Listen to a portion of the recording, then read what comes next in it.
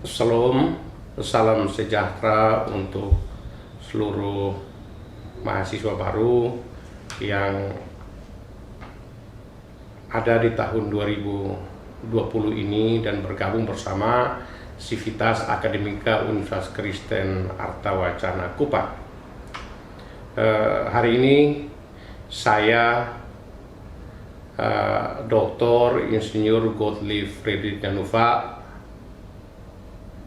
yang saat ini dipercaya sebagai Wakil Rektor Bidang Perencanaan dan Kerjasama atau singkatnya Wakil Rektor 4 Universitas Kristen Artawacana Kupang akan bersama-sama dengan adik-adik sejenak untuk menyampaikan sejumlah hal yang perlu diketahui oleh adik-adik mahasiswa terkait dengan kultur akademik dan etika keilmuan di perguruan tinggi.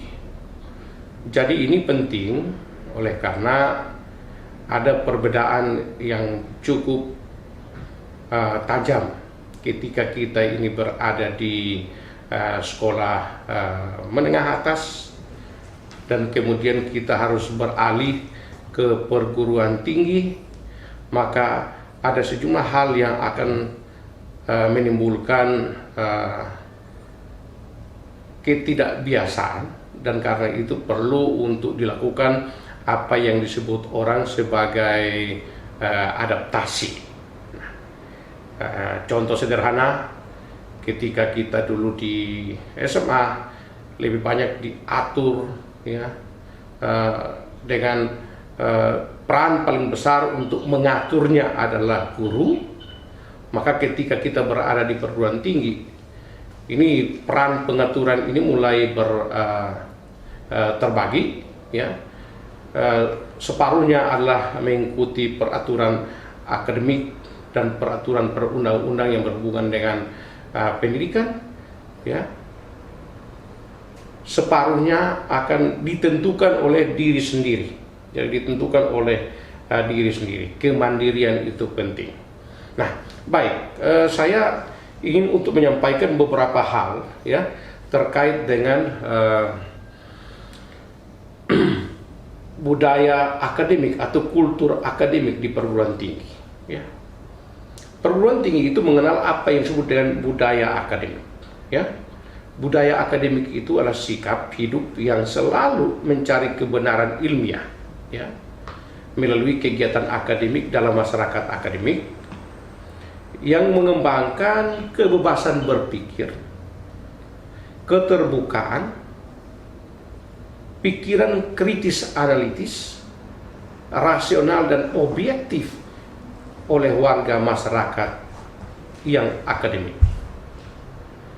Nah, ini ciri daripada perkembangan budaya akademik yang akan adik-adik ketahui. Itu pertama adalah penghargaan terhadap pendapat orang lain secara objektif.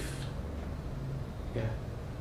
Yang kedua, bahwa pemikiran rasional dan kritis analitis dengan tanggung jawab moral. Ya. Ini mulai kita akan dapatkan. Yang ketiga adalah kebiasaan membaca. Bagian yang keempat adalah penambahan ilmu dan wawasan. Yang kelima, kebiasaan meneliti dan mengabdi kepada masyarakat. 6. Penulisan artikel, makalah, buku. 7. Diskusi-diskusi ilmiah. 8. Proses belajar mengajar dan manajemen perguruan tinggi yang baik. Inilah yang kemudian ya menjadi ciri daripada budaya akademik ya, budaya akademik yang sedikit sekali kita kenal atau kita dapatkan ketika kita masih berada di sekolah menengah atas. Nah, selain daripada budaya akademik itu ya, perguruan tinggi juga mengenal apa yang disebut dengan tradisi akademik ya. Tradisi yang menjadi ciri khas daripada kehidupan masyarakat akademik itu ya, yaitu menjalankan proses belajar mengajar antara dosen dan mahasiswa. Yang kedua, bahwa menyelenggarakan penelitian dan pengabdian kepada masyarakat, yang kemudian ketiga hal ini dikenal sebagai Tridharma perguruan tinggi. Dan yang berikut adalah mengembangkan cara berpikir kritis analitis, rasional dan inovatif di lingkungan akademik. Nah, ketika kita di SMA, kita hanya tahu yang poin pertama, yaitu proses belajar mengajar antara guru dengan murid. Seorang siswa SMA tidak dibebankan atau tidak ditekankan untuk melakukan penelitian, apalagi pengabdian kepada masyarakat. Nah, kita mengikuti saja alur atau metode yang sudah dipersiapkan oleh guru, ya, dan kemudian kita hanya sebagai follower atau pengikut. Kalau di perguruan tinggi tidak demikian. Kita harus bisa mengembangkan cara berpikir kritis dan analitis itu, rasional, inovatif di lingkungan akademik. Nah, ada satu hal lagi selain daripada tradisi akademik yang perlu saya tekankan, yaitu di universitas mengenal apa yang disebut dengan kebebasan akademik. Sekali lagi saya katakan bahwa ini ada kebebasan akademik. Biasanya kebebasan akademik ini yang salah dimanfaatkan oleh sejumlah orang, ya, sejumlah mahasiswa di perguruan tinggi sebagai, mereka mengartikan sebagai sebuah kebebasan tanpa kendali. Padahal kebebasan akademik itu adalah kebebasan yang dimiliki oleh pribadi-pribadi anggota sivitas akademika. Sivitas akademika itulah mahasiswa dan dosen, untuk bertanggung jawab dan mandiri yang berkaitan dengan upaya penguasaan dan pengembangan iptek dan seni yang mendukung pembangunan nasional. Jadi singkatnya bahwa kebebasan akademik ini sebetulnya jauh daripada apa yang selama ini dipraktikkan oleh sejumlah kecil orang sebagai praktik bebas mimbar, bebas berbicara, bebas demonstrasi, bebas memaki orang, bebas. Itu bukan kebebasan akademik. Karena kebebasan akademik itu adalah kebebasan yang bertanggung jawab, ya, yang mandiri, berkaitan dengan, ya, penguasaan dan pengembangan iptek. Dasarnya di situ.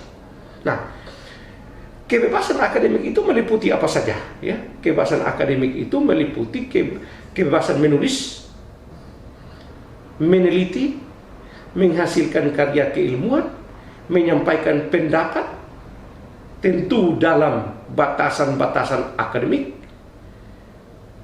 menyampaikan pikiran, gagasan sesuai dengan bidang ilmu yang ditekuni dalam kerangka akademik.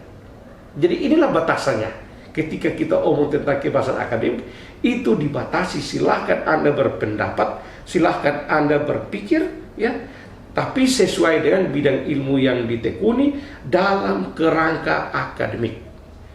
Memang dalam praktek banyak kali, ya, praktek politik, ya, telah mereduksi, ya, bahkan telah menggeser makna daripada kebebasan akademik ini, ya.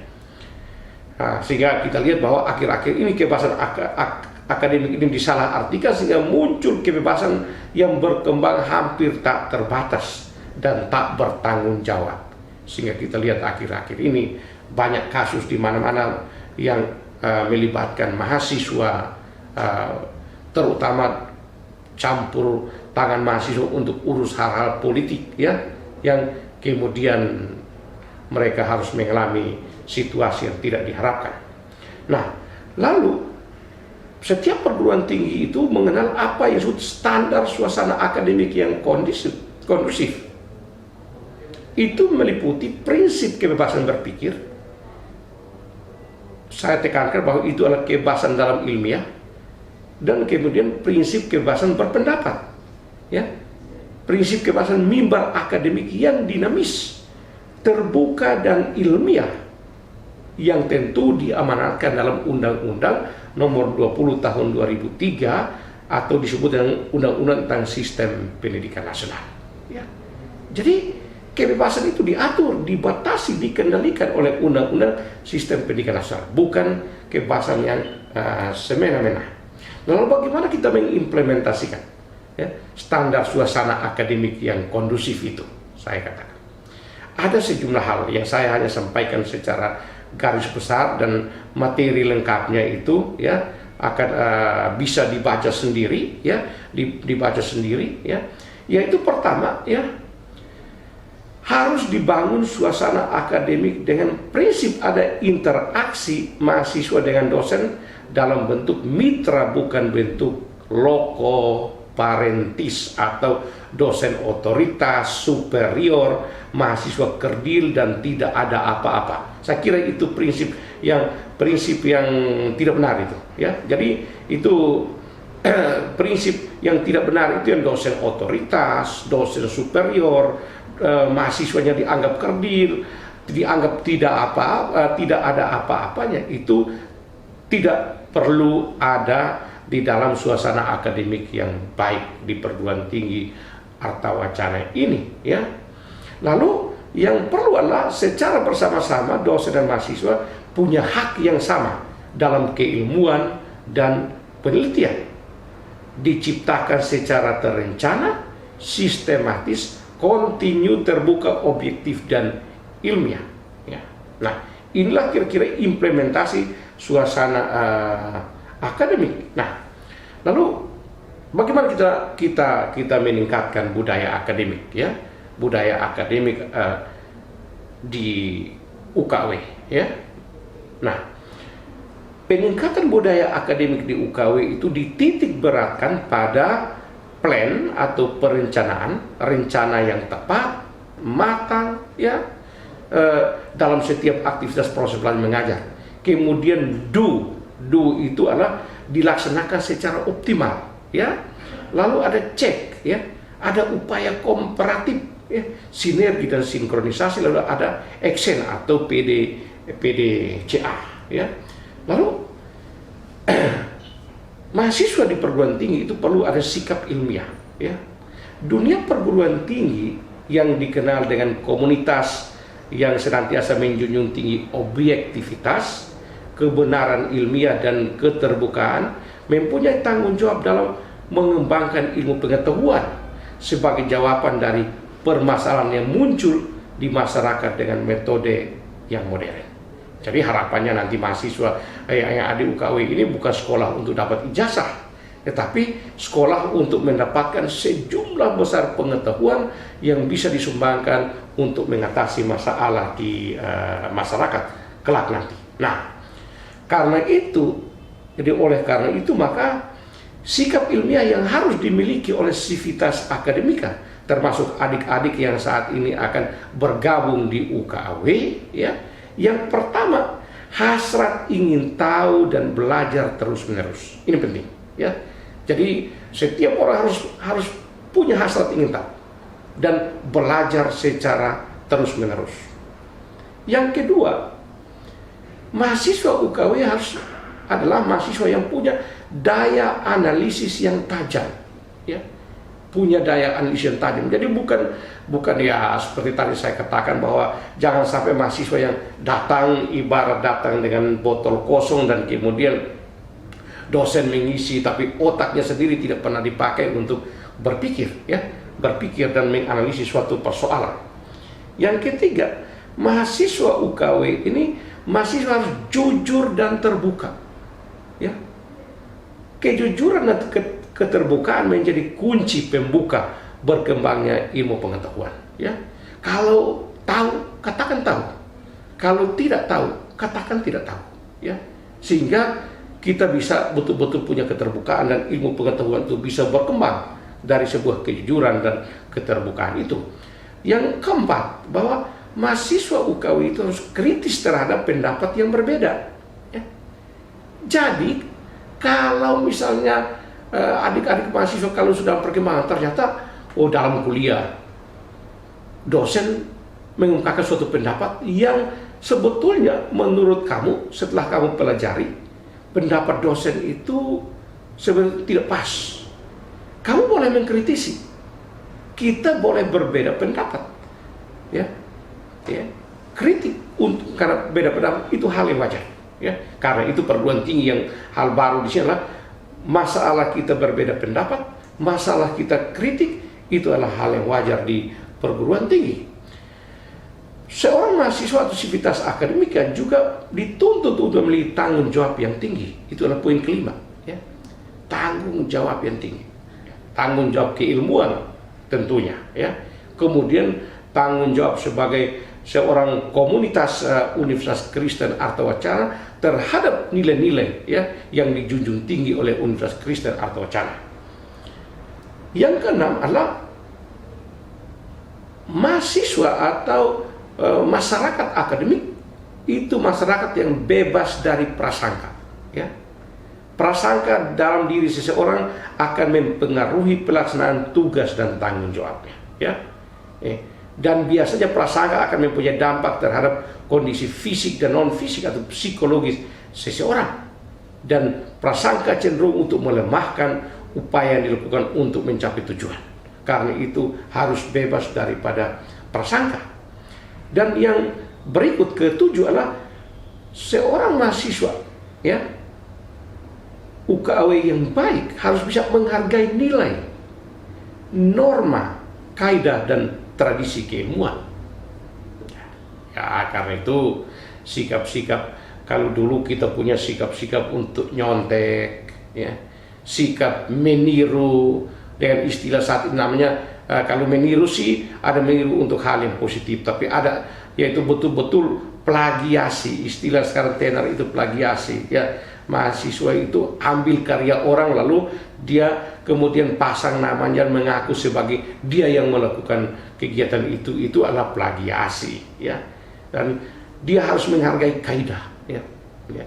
Kaidah, ya, keilmuan. Jadi karena itu seorang mahasiswa di bidang ilmu pertanian, Fakultas Pertanian, ya, harus mendengar, ya, penjelasan baik dari seorang mahasiswa di dari Fakultas Hukum kalau itu terkait dengan regulasi. Itu kita saling menghargai nilai, norma, kaidah dan tradisi keilmuan. Nah, oleh karena itu, ya, perguruan tinggi UKW itu mempunyai budaya dan tradisi yang unik dan khas, ya, sebagai lembaga keilmuan, ya. Saya katakan di sini bahwa UKW ini punya tradisi yang unik dan khas. Anda kuliah di UKW, boleh punya teman, misalnya saya ambil contoh, ada teman yang sarjana hukum di Universitas Nusa Cendana atau universitas lainnya, tetapi seorang sarjana hukum di universitas lain akan punya nilai, akan punya tradisi yang berbeda dengan yang berada di Universitas Kristen Artawacana. Bedanya di mana? Ya, bedanya, ya, karena Universitas Kristen ini punya tradisi yang unik, menempatkan firman Tuhan sebagai dasar penyelenggaraan daripada pendidikan tinggi, ya, dan kemudian di sini menghargai orang sebagai pengejawantahan daripada imago Dei atau citra Allah. Disitulah UKW itu unik, menghargai orang sebagaimana dituntut untuk mengasihi sesama sebagaimana Tuhan Yesus simpulkan di dalam Injilnya, yaitu dari semua yang ajaran yang ada di dalam Injil itu yang paling utama adalah kasih kepada Allah dan kasih kepada sesama. Itulah yang saya katakan bahwa keunikan, kekhasan daripada universitas dan semua kurikulum dibangun atas dasar ini. Semua proses belajar mengajar dibangun atas dasar ini. Harapan saya kiranya semua mahasiswa baru, ya, dapat memperhatikan apa yang kami sampaikan. Inilah tradisi kami di UKW, inilah sikap kami di UKW yang berbeda dengan universitas lain. Kita jaga diri, kita maju, kita boleh punya fakultas sama dengan orang lain, tapi kita punya nilai yang berbeda. Itulah keunggulan daripada kita. Tuhan Yesus kiranya menyertai kalian selama kalian berstudi di Universitas Kristen Arta Wacana Kupang. Salam sejahtera untuk kalian semua.